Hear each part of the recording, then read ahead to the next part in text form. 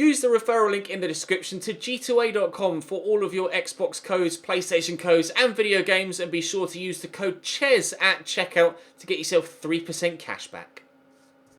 Hey guys, welcome to episode number 26 of Season 2 here at Southampton. This will be the final episode of this season, not the final episode of this series. Of course, we'll be heading into Season number 3, episode number 1 as of tomorrow. To avoid spoilers for what's happened this year, if you haven't seen the Premier League finale on Monday or the FA Cup final yesterday, go and watch those videos first. I'll just skip a couple of beats and presume that moving from this point forward, if you're continuing on with the video, you'll have seen those videos and or aren't bothered about spoilers. Okay? Good. Right. We will have a look at all of the competitions we were involved in this year. We'll have a look at a final season squad report as well to have a think about what we might do next season with regards to transfers. Speaking of transfers, actually I think I deleted the email. I did. Guido Carrillo has been sold to West Ham United for £8.5 million, 6.5 of which will be added to our transfer budget at the very beginning of next season. We also have, of course, an additional £19.5 to £20 million going into the budget from the sale of Onana to Everton for £25 million. So we are going to have a decent transfer budget next year, a very healthy budget. Hopefully, we can have another relatively successful season. We had a very successful season this year, comparing it to last season, of course. Last year, we finished 16th. This year, we finished 2nd. Don't know. Don't ask. Somehow, we were able to pull it round and have a remarkable season. We were a lot better defensively. Still not very good defensively, having the second worst defensive record in the league, having conceded 62 goals in 38 games, but considerably less depressing than last year. We also had the best goal-scoring record in the league for the second season in a row, although we weren't quite as prolific as we were in season number 1. But finishing second is superb. Still a full 10 points behind Chelsea. Level on points with City and 3 points ahead of Manchester United, of course, who he leapfrogged on the final day. On match day 38, we headed into it in 4th. City and United both lost to teams in the bottom half of the table, and we leapfrogged above them both. Spurs finished 5th, Arsenal only down in 8th. Watford, Cardiff and Sheffield Wednesday relegated, unfortunately for them. They'll be playing in the Championship next year. We'll have a look in a moment and see how Liverpool got on in the Championship. Of course, they got relegated last season as a shock result. What also was a shock result, really, was the FA Cup final victory for us by 3-1 over Chelsea in yesterday's video. Our first piece of silverware in this series. Delighted to have done that. We didn't necessarily have the most difficult of rides to the final. We did have to brush off Tottenham in the round of 16, but we then had Huddersfield and Nottingham Forest. To be fair, Chelsea with Brentford, then Liverpool, and then QPR, although Championship Liverpool didn't have the hardest of runs to the final either. Liverpool themselves were beaten in the final of the Carabao Cup on penalties by Watford. So relegated Watford will win the Carabao Cup. So at least they have something to cheer about this season. We got knocked out in the... Well, I say knocked out. We lost in the final, so I guess it is technically knocked out in the final. In the European Super Cup last year, Chelsea won the Champions League and Bordeaux won the Europa League, and Chelsea won the European Super Cup as well. Chelsea this year win the Champions League again for back-to-back seasons. It's a double for them. We denied them the opportunity of that treble with the FA Cup final win yesterday, and they had to rely on penalties to beat Spurs by 5-4 after a 2-2 draw. Spurs knocking out Roma, Real Madrid, and Bayern Munich on the way to the final. That is no easy feat. Chelsea, relatively easy run to the final with Fenerbahce, Bayer Leverkusen and FC Porto. So Chelsea obviously in high in confidence after having a very winning season. In the Europa League, Borussia Dortmund beat Leicester by 3-1 in the final. Didn't expect that. It's the Copa America going on right now internationally, but we weren't involved, or we don't have any players involved in that, I don't believe. We'll have a quick look at the other top leagues around Europe. We will have a quick look at the Championship as well, see who will be joining us. Unsurprisingly, Liverpool win the Championship, 117 points, 37 wins from 46 games, 104 goals scored, 25 goals conceded. Pretty dominant, I think. That being said, Newcastle weren't exactly far off with 111 points. Wow, when was the last time we saw two sides When was the last time we saw two sides in the Championship both score over 110 points? I don't think ever, to be fair. One of Wolves, Norwich, Derby or Ipswich will join us in the Premier League next year via the playoffs. Charlton, Blackburn and Bolton relegated. QPR, Bradford come up via automatic promotion in League One with Barnsley, Portsmouth, Scunthorpe and Oxford. One of them going up via the playoffs.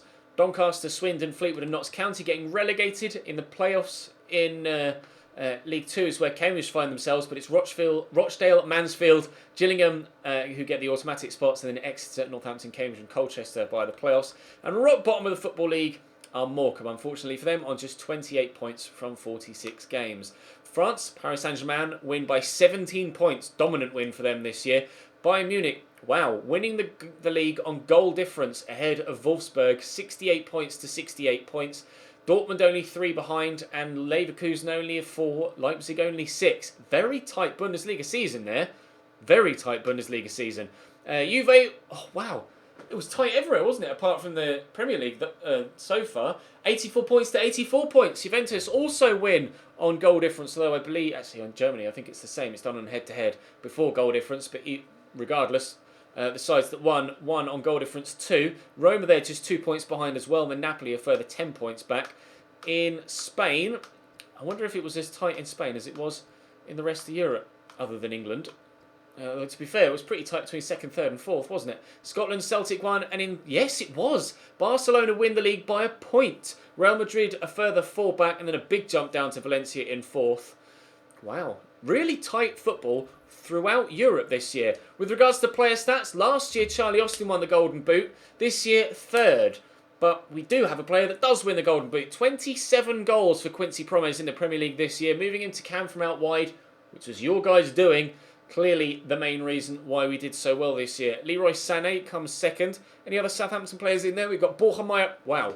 Borja Mayoral joined in January and finished inside the top 15 on the goal scorers charts, picking up 11 goals. That's pretty remarkable. I am going to do my utmost to try and buy him next year. And Richarlison, who was new this season as well, also in the top 25, picking up 10. Charlie Austin, Ward-Prowse and Promes rounding out the top 3 for the assist charts. And then we also have Mayoral. Wow, Mayoral got 7 assists as well. What a player!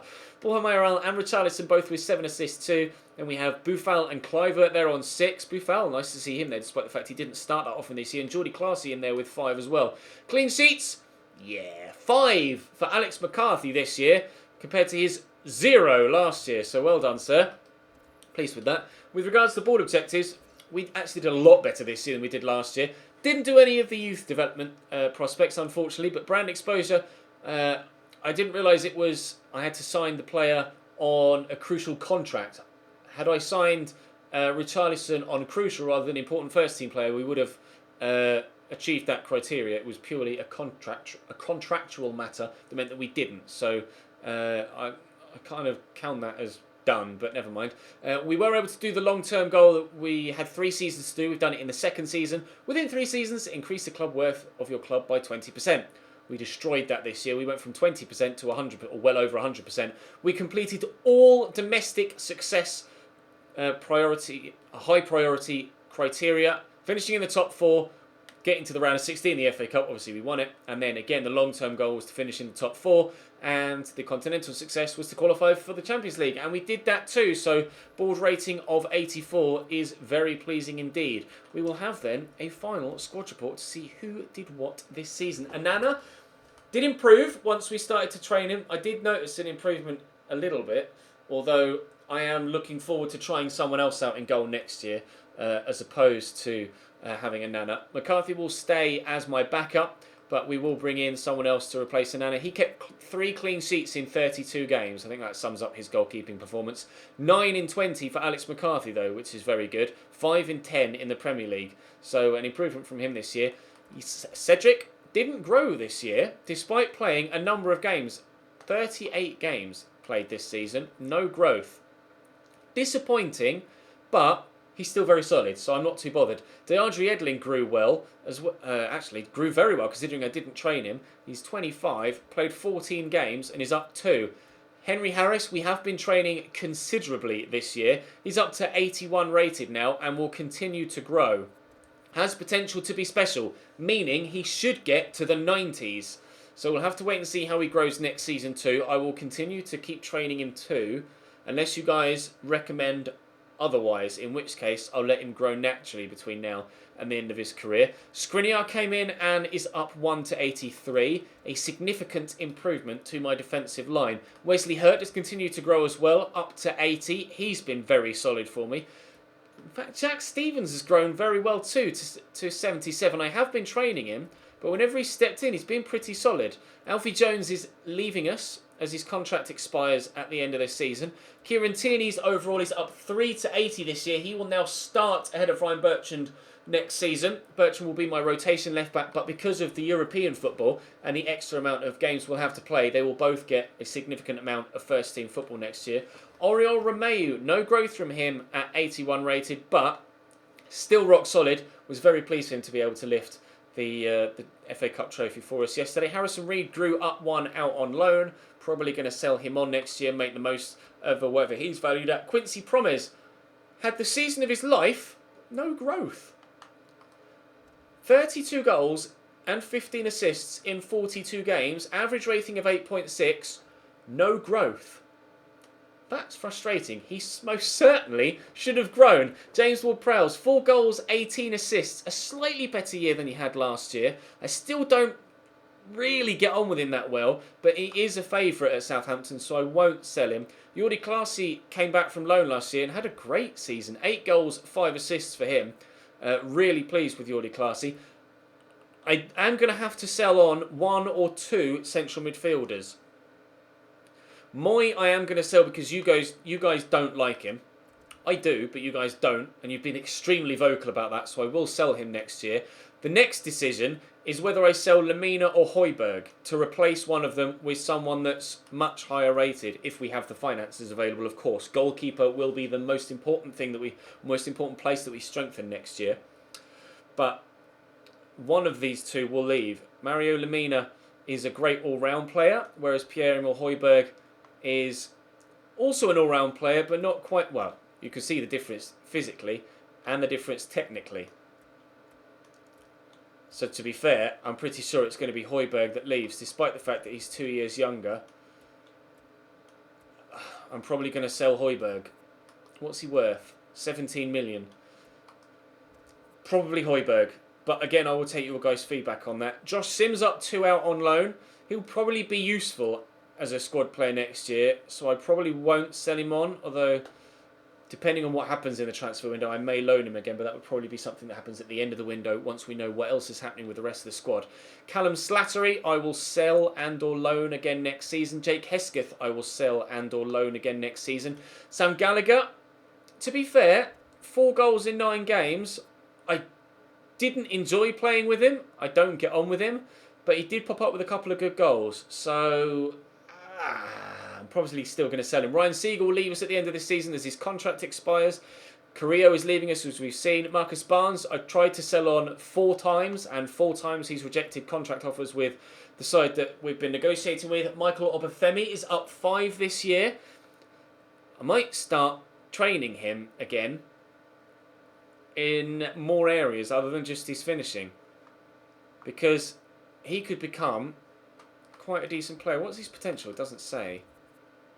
18 though, 72 rated. Genuinely, if I can get his ball control and his dribbling a little bit higher and his passing better and still maybe train a bit of his finishing, then we might see him become a very good player in 2 seasons' time. Charlie Austin, I am torn as to what to do with. Obviously, being one of my better strikers, but he is now 29 years of age.